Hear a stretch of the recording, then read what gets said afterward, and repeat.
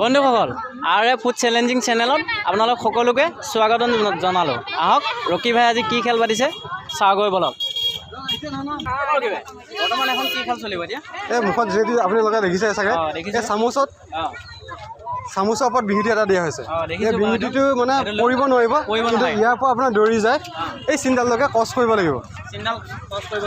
চিন্তাল পাৰ হৈ যোনে আহিব পাৰিব বিহুটিটো মুখত লৈ মানে চামুচামৰ বিহুটি নোপোৱাকৈ যোনে আহিব পাৰিব সি হ'ব উইনাৰ। খেলখন বেছি ইণ্টাৰেষ্টিং খেল হয়, কিন্তু আপোনালোকে আহক খেলখন মই বেছি পলম নকৰি খেলখন ষ্টাৰ্ট কৰি দিম। আহক।